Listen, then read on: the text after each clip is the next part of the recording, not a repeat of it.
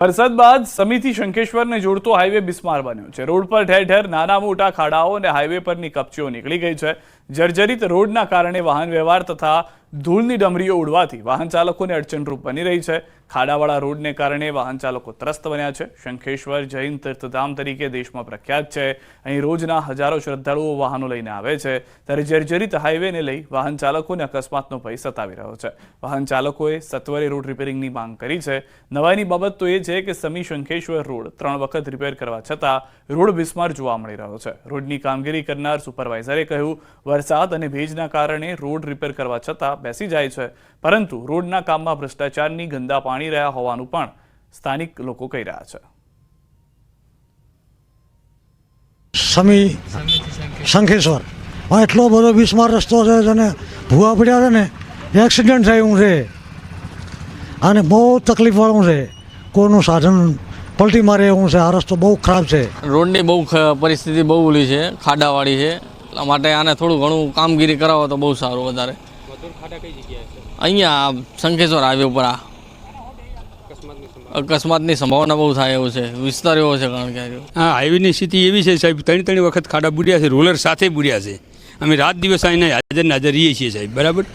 તોય આ પાણીના કારણે બે બાજુ ભેજના કારણે રોડ બેસી જાય સાહેબ। 3 વખત ખાડા બુડ્યા છે સાહેબ। કયા વિસ્તારમાં વધારે ખાડા છે? અત્યારે રૂનીથી શંખેશ્વર વિસ્તારમાં વધારે છે, સમીથી ગામની અંદર વધારે છે। વરસાદ બાદ બિસ્માર હાઈવેના દ્રશ્યો સામે આવતા હોય છે, ત્યારે દ્રશ્યો બતાવીશ કે પાટણ જિલ્લામાં પણ અવિરત વરસાદ વરસ્યા બાદ અનેક જગ્યાએ બિસ્માર હાઈવે બની જવા પામે છે। ત્યારે દ્રશ્યો જે બતાવું છું તે સમી શંખેશ્વર તેમજ શંખેશ્વરથી દસાડા જોડતો હાઈવે છે। હાઈવેની વાત કરવામાં આવે તો થોડાક દિવસો પહેલાં એટલે કે થોડા જ મહિનામાં લગભગ આ હાઈવેને 3 વખત રિપેર કરવામાં આવ્યો, પરંતુ તેમ છતાં હાઈવેની સ્થિતિ ક્યાંક મગરમચ્છની પીઠ સમાન બની જવા પામે છે। ઠેર ઠેર જગ્યાએ મસ્ત મોટા ખાડાઓ પડી જવા પામ્યા છે, તો ક્યાંક લગભગ 100 મીટરની આસપાસ વિસ્તારમાં ક્યાંક કપચી બહાર નીકળી જવા પામે છે, જેને લઈને વાહન ચાલકોને પારાવાર મુશ્કેલીનો સામનો કરવો પડી રહ્યો છે। કારણ કે આ હાઈવે છે તે વાહનોને ભરચકવાળો વિસ્તાર છે, એટલે કે આ હાઈવે ઉપર ટ્રાફિક વધુ રહેતો હોય છે, જેના કારણે ક્યાંક અકસ્માતની પણ ભીતિ સેવાઈ રહી છે। ઠેર ઠેર જગ્યાએ ખાડાઓના કારણે વાહનોમાં મેન્ટેનન્સનો ખર્ચ તેમજ વાહન ચાલકોને અકસ્માતની ભીતિ પણ સેવાઈ રહી છે। ચોક્કસ કહીએ કે જે રીતે કોન્ટ્રાક્ટરો જે હાઈવે છે તે બિસ્માર બની ગયા બાદ ક્યાંક રિપેર કરવાનું ક્યાંક નાટક રચશે, પરંતુ જે હાઈવેને 3 વખત રિપેર કરી એટલે કે એનો મેન્ટેનન્સ કામ કરવામાં આવ્યો, તેમ છતાં હાઈવેની સ્થિતિ અત્યારે બદથી બદતર જોવા મળે છે। એટલે ચોક્કસ કહીએ કે વાહન ચાલકો પણ માંગ કરી રહ્યા છે કે જે હાઈવે રિપેર કરવામાં 3 વખત કરવામાં, પરંતુ 1 વખત કરવામાં આવે તે પણ વ્યવસ્થિત કરવામાં આવે તો હાઈવે પર જે ખાડા છે તે ના પડે અને વાહન ચાલકોને મુશ્કેલી ના પડે। પરંતુ હાલ તો શંખેશ્વર સમી તેમજ દસાડા જોડતો જે હાઈવે છે તે બિસ્માર બની જવા પામ્યો છે અને પસાર થતા વાહન ચાલકોને પારાવાર મુશ્કેલીનો સામનો કરવો પડી રહ્યો છે। અશરફ ખાન, ન્યૂઝ 18 પાટણ। પાટણથી સમાચાર। સમી નજીક અકસ્માતમાં 3ના મોત। સમી રાધનપુર હાઈવે પર અકસ્માતમાં 3ના મોત થયા છે। બાઇક અને એસટી બસ વચ્ચે અકસ્માતમાં બાઇક સવાર 2 યુવકોના મોત થયા છે। સારવાર દરમિયાન અન્ય એક યુવતીનું પણ મોત થયું છે।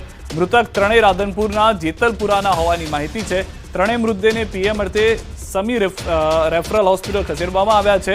અકસ્માતને પગલે સમી પોલીસે વધુ તપાસ હાથ ધરી। એસટી બસ દિયોદર ડેપોની હોવાની માહિતી। એસટી બસ દિયોદરથી વડોદરા તરફ જઈ રહી હતી। હાલ એસટી બસને સમી પોલીસ મથકે લાવવામાં આવી છે।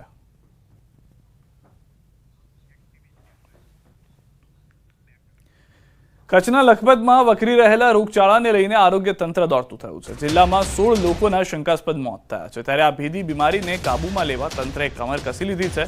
આરોગ્ય મંત્રી ઋષિકેશ પટેલ અને પ્રભારી મંત્રી પ્રફુલ પાનસેરિયાએ કચ્છની મુલાકાત લીધી। ભુજમાં કલેક્ટર સહિતના અધિકારીઓ પાસેથી રોગચાળાની માહિતી મેળવી અને જરૂરી માર્ગદર્શન આપ્યું। સાથે જ લખપત અને અબડાસા તાલુકામાં શંકાસ્પદ તાવના કેસની પ્રવર્તમાન સ્થિતિને લઈને જાણકારી આપી। 2 તાલુકામાં 16 લોકોના મોત થયા છે, જેમાંથી 5 લોકોના કેન્સર હાર્ટ સ્ટ્રોકથી જ્યારે 11ના તાવના કારણે મોત થયાનું નિવેદન આપ્યું। હાલ શંકાસ્પદ દર્દીઓના રિપોર્ટ તપાસ માટે પુના અને GBRCમાં મોકલાયા છે। આરોગ્ય મંત્રીએ કહ્યું કે કોરોનાની જેમ ગભરાવાની જરૂર નથી, સાથે જ લોકોને તાવ જેવા લક્ષણ દેખાય તો તાત્કાલિક સારવાર લેવા અપીલ કરી। આ જે તાવ આવે છે એ શરૂઆતથી થઈ અને લગભગ 5-7 દિવસમાં એ થોડું ગંભીર સ્વરૂપ પકડે છે અને આના જે મુખ્ય લક્ષણો જો શરૂઆતના દિવસોમાં આ તાવની ટ્રીટમેન્ટ કરવામાં આવે તો લગભગ એ સારવારમાં આપણને સાથ મળી જાય છે ને સારવારમાં રિઝલ્ટ પણ આપણને મળે છે। પરંતુ ક્યાંક મોડા દવાખાને આવવાના કારણે 3-4 દિવસ પછી આવવાના કારણે આ મૃત્યુ થયાનું માલુમ પડે છે. હાલ અન્ય જિલ્લામાંથી 10 MBBS ની ટીમ સાથે સ્ટાફ દવા વાહન સાથે આપણે ફાળવી દીધી છે અને વધારાની 40 ટીમ આપણે અહીંયા ડેપ્યુટ કરીએ છીએ, જેથી કરી ક્યાંય આ તાલુકા સિવાય પણ આવી કોઈ વિગતો માલુમ પડે, તામના કેસ માલુમ પડે તો તરત જ ઝડપથી એક્શન લઈ શકાય એના માટે મૂકેલી છે. સાથે કાર્ડિયોલોજિસ્ટને પણ UN મહેતા હોસ્પિટલ ખાતેથી અહીંયા ડેપ્યુટ કરવામાં આવ્યા છે.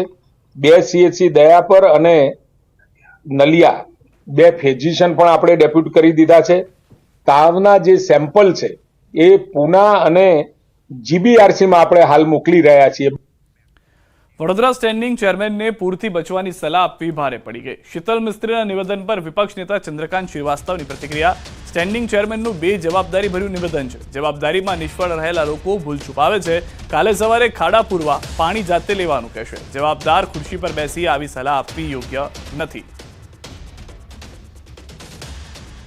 જ્યારે જવાબદારી લોકોએ તમને સોંપી હોય અને સ્થાનિક સ્વરાજની સંસ્થાને જવાબદારી સોંપી છે કે નાગરિકોને સુવિધા અને એને બચાવવાનું કામ તમારે કરવાનું છે, ત્યારે તમે નાગરિકોને તો પછી નાગરિકો જ જો તરાપા લાવશે, નાગરિક જ ટૂપ લાવશે, નાગરિકો જ દોરડા લાવશે તો પછી તમારું કામ શું છે ભાઈ? અહીંયા નાગરિક ટેક્સ ભરે છે, એક દિવસ મોડું થઈ જાય તો 18% વ્યાજ તમે લઈ લો છો, તમે છોડતા તો છો નહીં અને પાછી સલાહ આપો છો. રોડમાં ખાડા પડે તો પછી એવું કહેશે કે રોડના ખાડા બી તમે પૂરી લો, પાણી નહીં આવતું હોય તો પાણી બી તમે લઈ આવો, ડેડેજ નહીં ચાલતી હોય તો તમે સાફ કરી લો.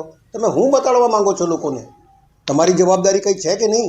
એટલે જવાબદારી ખુરશી પર બેસીને કોઈ પણ વ્યક્તિએ, ચાહે હું હોય ચાહે એ હોય, આવા નિવેદનો કોઈનાથી ના થાય એવું મારું સ્પષ્ટ માનવું છે. બનાસકાંઠાથી સમાચાર. મસમોટું ખનીજ ચોરી કૌભાંડ ઝડપાયું છે. બનાસ નદીમાંથી 100 વાહનો કબજે કરાયા છે. બનાસકાંઠા, પાટણ, મહેસાણાની ટીમો કામે લાગી છે. ભારેલા વાહનો સીઝ કરી દેવામાં આવ્યા છે, જે ખનીજ ચોરીવાળા દેખાઈ રહ્યા હતા. છેલ્લા 24 કલાકથી ટીમો કરી રહી છે તપાસ. રોયલ્ટી સાથેના વાહનો પણ સીઝ કરાયા છે. રોયલ્ટીના વાહનો મુક્ત કરવા કમિશનરને રજૂઆત. ભૂસ્તર વિભાગના કમિશનરને કરાઈ છે રજૂઆત. વધુ માહિતી ન્યૂઝ 18 સમર્થક કિશોર પાસેથી મેળવીશું. કિશોર, સમગ્ર ઘટના શું છે? હાલમાં વધુ શું જાણકારી મળી રહી છે? સિદ્ધાર્થ, આપને મહત્વપૂર્ણ સમાચાર જણાવી દઉં કે આ જે ખનીજ ચોરી છે તે ગુજરાતની સૌથી મોટી આ ખનીજ ચોરીનું ઓપરેશન હોઈ શકે છે ભૂસ્તર શાસ્ત્રીઓનું, કારણ કે છેલ્લા 24 કલાકથી તપાસનો ધમધમાટ ચાલી રહ્યો છે. બનાસકાંઠા, મહેસાણા તેમજ ગાંધીનગરની ટીમો પણ આ તપાસમાં જોડાઈ છે.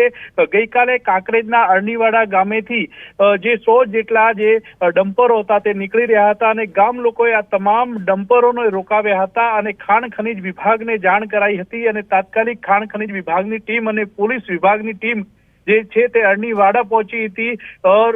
ગઈકાલથી જે તપાસનો ધમધમાટ શરૂ થયો હતો અને તપાસ જે છે તે 24 કલાકનો સમય વીતવાયો છે, છતાં પણ તપાસ ચાલુ છે. બનાસ નદીમાંથી 100 થી વધુ વાહનો કબજે કરાયા છે. આ તપાસની અંદર બનાસકાંઠા, પાટણ, મહેસાણા અને FS ની ટીમો અત્યારે કામે લાગેલી છે. તમામ ભરેલા વાહનોનું વજન કરાવી તેને સીઝ કરવાની પણ કાર્યવાહી અત્યારે ચાલી રહી છે. તે ઉપરાંત જે વાહનોમાં GPS લાગેલા છે તેની ચકાસણી પણ અત્યારે ચાલી રહી છે અને ખનીજ વિભાગના અધિકારીઓ પૂરી રાતથી કામ કરી રહ્યા છે અને આ સમગ્ર મામલો જે છે તે ભૂસ્તર વિભાગના કમિશનર ધવલ પટેલ સુધી પણ પહોંચ્યો છે. આમ આ ગુજરાતની સૌથી જે મોટી ખનીજ ચોરી હશે તેવું અત્યારે ચર્ચાઈ રહ્યું છે. સિદ્ધાર્થ, આભાર સમગ્ર માહિતી બદલ કિશોર. તો હાલમાં સૌથી મોટી ખનીજ ચોરીની જે જાણકારી છે તે પ્રાપ્ત થઈ રહી છે. તપાસ હજી પણ કરવામાં આવી રહી છે. રોયલ્ટીના વાહનો મુક્ત કરવા કમિશનરને રજૂઆત કરવામાં આવી હોવાની પણ જાણકારી મળી રહી છે. તો મસ્ત મોટું ખનીજ ચોરી કૌભાંડ પકડાયું છે. ઇન્ચાર્જ અધિકારીઓથી ચાલી રહી છે ભાવનગર મહાનગરપાલિકા. મનપામાં એક બાદ એક મહત્વના અધિકારીઓની જગ્યાઓ ખાલી થઈ